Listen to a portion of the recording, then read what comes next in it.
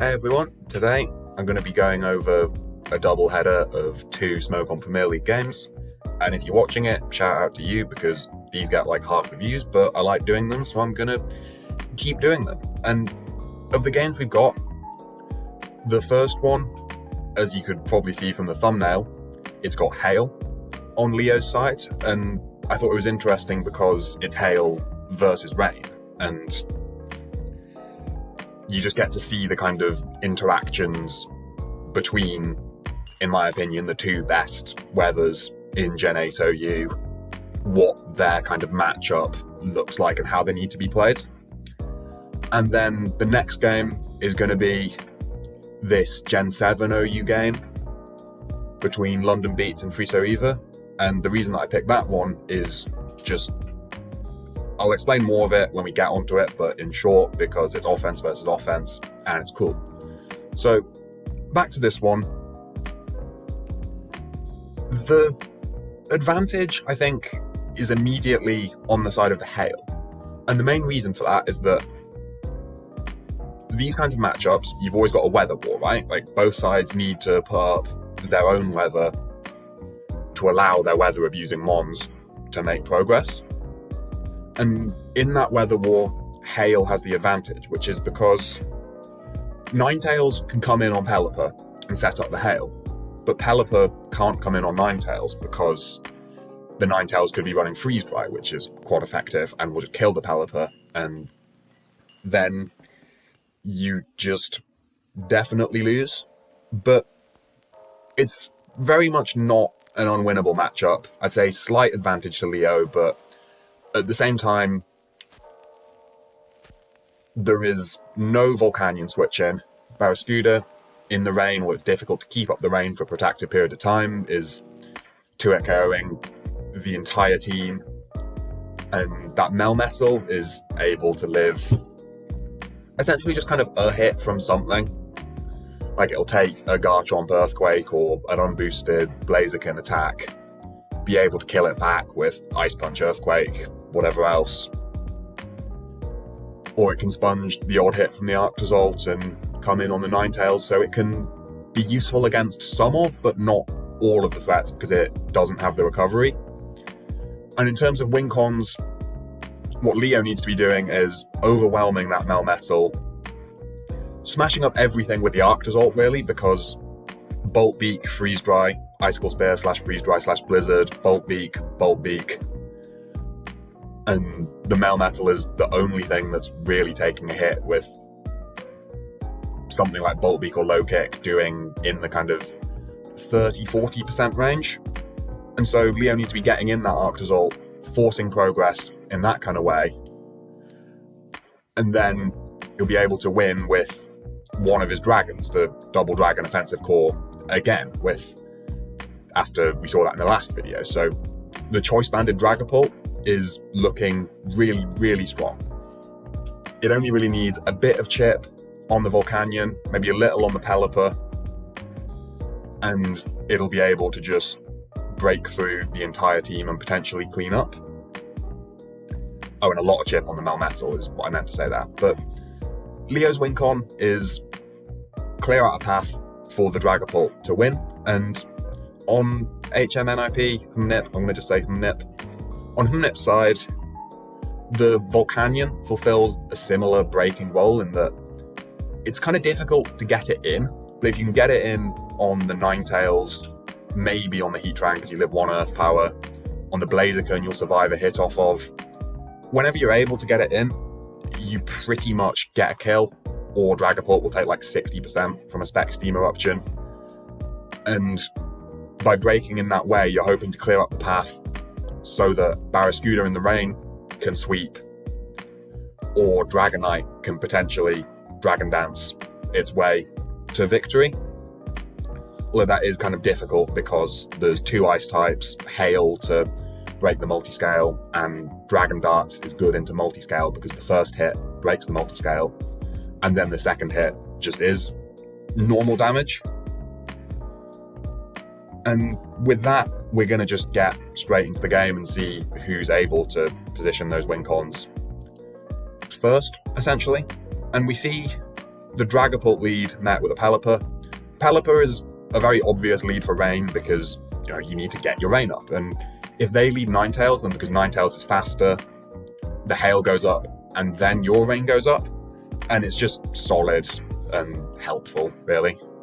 But the Dragapult is going to force you out because the potential Specs Draco Meteor, even though this one is banded, will just kill you and then you definitely lose. And the Heatran is able to come in on the Melmetal, and while you are going to live a Magma Storm in the rain, the Heatran is still safe to come in because with the balloon, you can't Earthquake it back and it's going to live a superpower. And so the rocks are going to just go up for Leo, which is very useful, hitting that Pelipper, which you need to kill, and making it harder for the Volcanion to live any kind of hit. So, for example, Volcanion survives a Garchomp Earthquake, but not after rocks.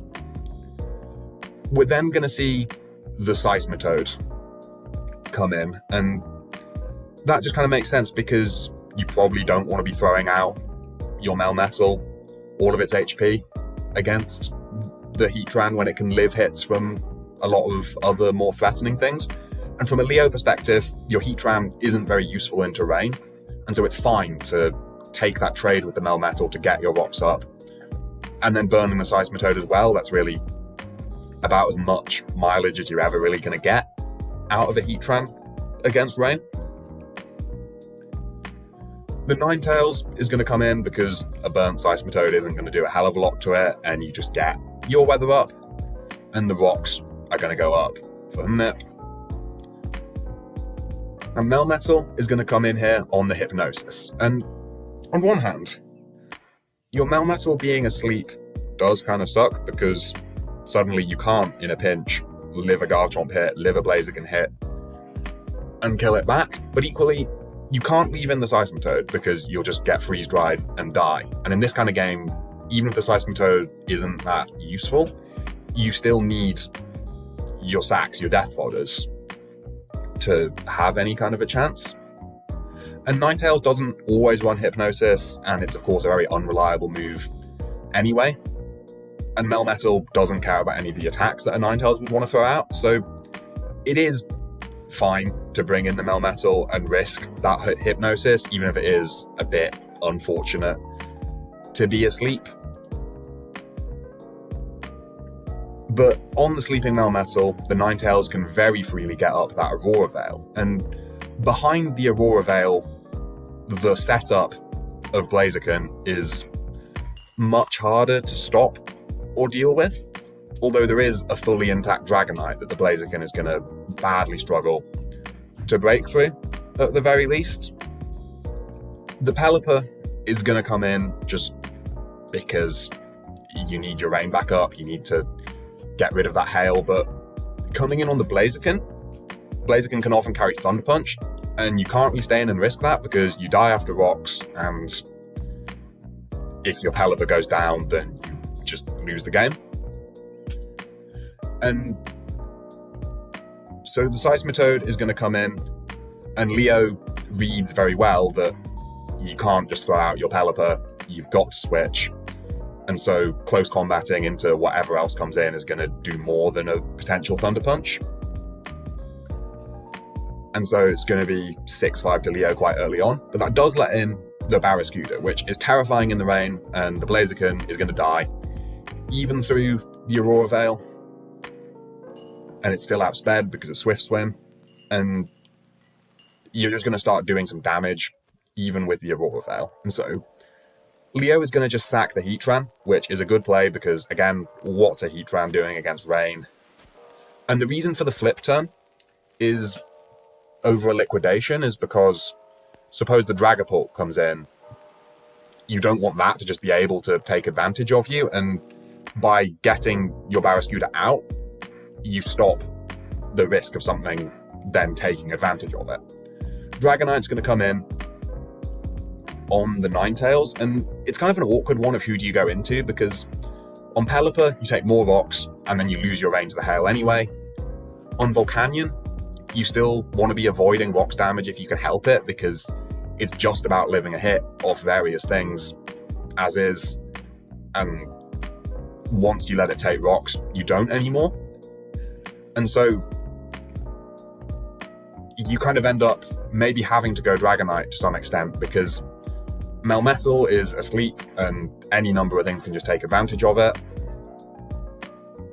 So you're only left with Dragonite, which does invite in the Ninetales, but with an Aurora Veil already up, you're not giving them a free Aurora Veil to Leo. And then Ninetales is probably the mon you would most like to be in, because it's the most passive and the least immediately able to start smashing through your team. But straight into Arctozolt from Leo on the Melmetal, and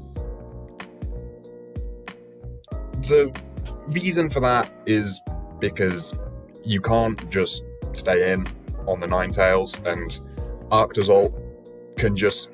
Sorry, you can't just stay in on the Dragonite, and Arctozolt is going to just start hitting whatever else you switch into, because the Melmetal is the only thing that will ever hit, and it's asleep. And yeah, just you can't risk the Dragonite, because then you immediately lose to Blaziken. And so we're going to see the Voltbeak doing 38, and Hamnip is going to get the lucky first turn wake and kill the Arctozolt, but that doesn't even really matter, because at this point Leo is very close to there, having just got to the point he needs for the choice banded Dragapult to sweep, and so it's fine for that wake up to have happened, even if Arctozolt would have been able to mow through the rest of the team without it, because you get the necessary damage for the Dragapult to be able to just start cleaning from there. And so the Dragon Darts is going to kill the Melmetal, easy enough. Volcanion is going to come in, and Leo is just going to sack the Blaziken, which is completely fair because the Dragonite's still there. What's it going to do? And that lets Dragapult back in. And the reason that Leo did that is because at 76%, it's a roll if the banded Dragon Dart kills. But at 70% on the Volcanion, you just are killing. Or you're at least much more likely to kill, as a double 32 would have been survivable, but you're just kind of tipping that further in your favour by getting the extra round of hail there, by sacking the Blaziken that you don't need anymore. And that's just the kind of thing of, it would be very easy to just Dragon Darts into it, potentially not kill, and then go, oh, I lost because I got haxed. But when there's situations like this, you can take to just make it that bit safer and not have to rely on luck quite so much. You should always think about them and take them. The Dragonite is going to come in, but the multi-scale gets broken by the first hit, and it goes down.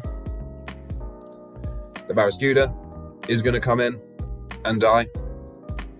And finally, after 2 rounds of rocks, the Pelipper is going to come in and die. And Hamnip could have potentially gone Pelipper first, sacked that, then gone Barraskewda, but you still wouldn't win. You'd just lose by slightly fewer Pokemon, because at that point, after killing the Pelipper, you sack the Ninetales, then go back into Dragapult, having re-established the Hail, and you're faster again.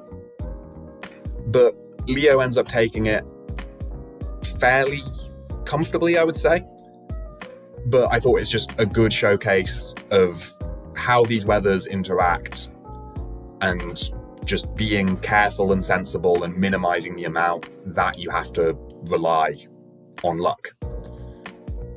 So on to the next game, and we've got Friso Eva against London Beats, and looking at these teams, it's just offense against offense, and these kinds of matchups are, in my opinion, really interesting, because it's just who can position their big existential threat to the other team to win first. So looking at London Beats' team, there is no Volcarona switching. So if Volcarona is able to get up a Quiver Dance, which it can do on the Tapu Koko, maybe on the Magearna most easily, it is immediately threatening to just start sweeping. Whereas on London Beats' side, if that Horlucha is able to activate its Unburden with its Electric Seed, which it can just get immediately in the Tapu Koko's electric terrain. If it can Swords Dance, which it can do on the Landorus, on the Ferrothorn, maybe on the Volcarona if you want to kind of risk that because you force it out, then all you really need is a little bit of chip on the Rotom and you're pretty much sweeping up yourself. And what we've also got is 2 Mega Medichams, both of which obliterate the opposing teams. And so it's just who can dance around the opponent's massive threats the most effectively and position their own huge threats to force progress and damage while maintaining your own sacks and forcing your opponent to make sacks. I love this kind of matchup, so we're going to just get into it. We see double Medicham lead, and the reason for that is that you can just Mega and Fake out and get free damage, whatever they want to lead with, just really comfortably and easily. And so they're both going to just Mega up and go for the Fake out, which London Beats is going to win, which is useful because Landoruses in Gen 7 are very often Rocky Helmets, and with that 33% of chip, it's going to be a bit easier to wear down the opposing Mega Medicham. And Friso Reaver is going to go straight into Landorus, as is London Beats. And the reason for that is just that you're not taking a Zen Headbutt well, even at the -1 attack from the Intimidate, but you are at least living a hit, getting the Rocky Helmet off, and Landorus is pretty much performing its function if it's able to start weakening the Mega Medicham, but both players are careful. Both players don't want to risk the speed tie and most likely just lose based off of it if it doesn't go their way. And the knockoff is going to come out on the rocks, and the knockoff from Friso Reaver, by knocking off the Landorus's Rocky Helmet, you're able to be much more reckless with your own Mega Medicham, so you can always Fake out whenever you like because you're not risking taking that damage from the helmet, which is very good for you. And from London Beats' perspective, there is a Volcarona that smashes you. On Friso Reaver's side, you have to get rocks up. So good plays from both sides. And now the Kyurem is going to come in on the Landorus Defog, and by kind of forcing that defog, because you can't let the rock stay up when your Wincon's a Volcarona, London is able to very freely get in this big, threatening, terrifying monster of a Kyurem Black. And so Friso Reaver's going Ferrothorn, taking a Fusion Bolt, and you can afford to kind of be a bit reckless with your Ferrothorn because London has got a Hawlucha and a Mega Medicham. Your Ferrothorn's probably not surviving for that long or being that useful. It certainly isn't walling the big threats on the opposing side. And the Kyurem is going to just drop its Z Sub-Zero Slammer. Gone. The Ferrothorn is obliterated. That thing's HP went down so fast. And that will have likely killed being very high power based off of a Freeze Shock and a mixed Kyurem and its Fusion Bolt not doing a hell of a lot, etc. on a physically defensive Ferrothorn, but just goodbye. Gone. Dead. But the Volcarona is going to come in, and it is able to Quiver Dance because, again, from a mixed Kyurem, the best thing you have to hit it is a Fusion Bolt, which isn't really doing enough to prevent the Quiver Dance. And the Tapu Koko is going to come in, which may seem a bit weird because, as we've established, unless it's Brave Bird, which is weird, Volcarona is able to set up on the Tapu Koko. But the reason for it from London is that by getting the electric terrain up, it's going to allow you to bring in the Hawlucha and get off your Unburden. And the Volcarona cannot Quiver Dance quickly enough to outspeed the Hawlucha. And so you pretty much just sack your Tapu Koko, The reason for leaving it in being that you're most likely U-turning or volt switching so that if the Volcarona goes for another Quiver Dance, you just slowly and safely get your Hawlucha in without risking it on an attack, and then you still outspeed it and you can kill it. And so now the Hawlucha is going to come in and it goes for a substitute. And the reason for that is that if you're expecting the Rotom, you can potentially Swords Dance or Close Combat, whereas if you think the Volcarona is staying in, you just Acrobatics and kill it. But Substitute is a good mid-ground that eases the prediction, because if the Volcarona stays in, then you lose 25%, fine. And if the Rotom switches out, as it does, then it's not going to be able to kill you because you've got your sub and you can do what you want. So you're in essence just trading 25% for that kind of safety of not needing to predict and being fine either way. And we see the Swords Dance as the Rotom Volt switches out, and you can break the sub. But the problem with the Volt switch is that it switches you out and you need the Rotom in, because you're not risking Hydro Pumping, because if you miss, you just lose on the spot. You have to break the sub. But now your Rotom isn't in, and it can't take 2 hits, so you can't really switch it back in. And so you have to figure out how you're going to play around this +1 Hawlucha while you're in on it with a Landorus that can't even really damage it short of Explosion. But the Hawlucha is going to go for another substitute, knowing the Landorus can't damage it. And the Rotom's going to come back in. And at this point, on one hand, you're behind a sub and +1, you can Swords Dance again, and then you're just smacking everybody. But on the other hand, your HP is getting whittled down, and Friso Either has ways to force damage. There's the Specs Greninja with Water Shuriken, there's the Fake Out on the Medicham, and so you've got to be just a bit careful with your HP.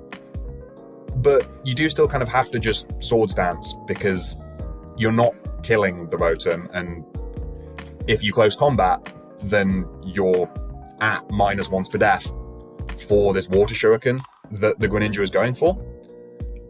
And so if this kills the Hawlucha is just based on the amount of hits you get. So we see 1, 2, 3. The Hawlucha survives, is able to Acrobatics the Greninja to death. And so you go 5-4 up, but now the Medicham is able to just come in and Fake Out because of the substituting twice and the Water Shuriken and all of that HP that you've lost on the Hawlucha. So London is going to go into Landorus, absorbing the Fake Out, and Medichams do basically always carry Ice Punch, but the reason that you're safe to go into the Landorus is because if you're Friso Either, you have to Fake Out that, because if you don't, you just lose on the spot. You look like a complete mug. That just wouldn't really be good for anyone involved. And even though the Hawlucha without its Unburden, it's not going to set up again, it's not going to do a whole lot, you at least have an extra sack. Or in this case, because you don't have a switch into Medicham, you have to just go back into it and throw it out. But what that does at least achieve is that you're now able to bring something in on a Medicham at -1 attack, making you that tiny bit more comfortable. And so this Medicham versus Medicham matchup is a lot more in your favor and allows you to just pretty much claim a kill. We're going to see the Landorus come in as London Beats goes straight for the Ice Punch. Crit doesn't matter. Just knowing that the other Medicham's at -1, it can't stay in because you'd lose if you just throw out your Medicham because the Volcarona isn't getting another chance to set up. And so it's 4-3, and the Volcarona's going to come in, and it just gets kicked, and even at -1, it takes such a ridiculous amount of damage. But in doing so, it's able to Quiver Dance up, and now things are looking pretty dicey for London, and London needs to figure out what he's doing very quickly to not lose. It suggests that this Medicham isn't carrying Zen Headbutt, because if you are, then you can go for the flinch there. But the Magearna is going to come in on a substitute from the Volcarona, which is very scary because with the boosting up of the Spadef as well, the Magina can survive, but it can't necessarily break the substitute. So the crit does 96, showing that the Magina's Assault Vest, that it could live that, and the Curum has to come in now, which takes a shitload, but is at least able to break the substitute, and now you're just going to have to sack another thing to the Volcarona, unfortunately, which does let you bring the Medicham back in. And what happens here is you have to fake out, which isn't going to kill, but it is going to bring the Volcarona low enough that even after you sack another thing to it and it gets more rounds of leftovers, the next one is still going to kill, and it's low enough that the Volcarona can't substitute again. You also have to really hope and pray that you don't get flame-bodied, but you don't really have another choice than to risk that. So the Magina is going to get sacked again, and now you can come in and fake out again.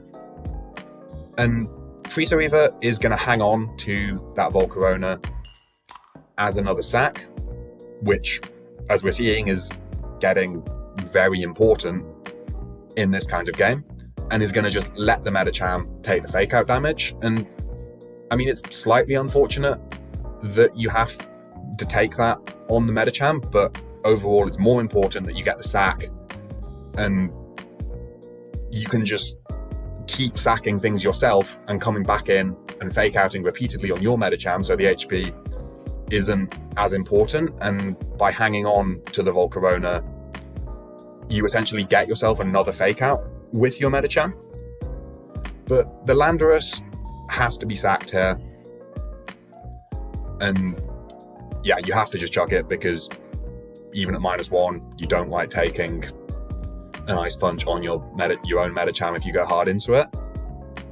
And so at this point, we're in a kind of weird situation of you can still win as London Beats, but everything has to go your way. So what Frieza Reaver is going to be doing is sacking things, faking out, sacking things, faking out, and then going for the speed tie. And so for London, firstly, you need to not get burnt by Flame Body as Frieza Reaver sacks the Volcarona. Then you need to land a high jump kick to kill the Rotom. And then you have to win the final speed tie with the Medicham.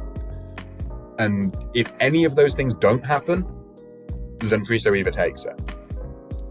So the Volcarona gets sacked, high jump kick hits, and you don't get burnt. Fake out again, now sack the Rotom, you land the high jump kick. The crit doesn't matter, because depending on spreads and if you're Jolly or Adamant, then the Rotom either dies or is brought low enough that you can just kill it with a different, more accurate move. And so London's had everything they need to go their way so far, as the Medicham's going to come back in, fake out again, and neither of them have Bullet Punch, so the entire game just comes down to who is going to win this speed tie, and Frieza Reaver takes it. And so we see how close that game was. It was completely on a knife's edge all the way down to the end. Both the Hawlucha and the Volcarona were able to force a lot of progress, but each player was able to kind of have to sack things to it, yes, but manage the threat to the point that they were still in the game. And it ultimately just came down to the battle of the broken ass Mega Medichams. And so that was that. Thanks very much for watching. Maybe I'll do another Draft League retrospective soon, because those actually get views. See you soon. Goodbye.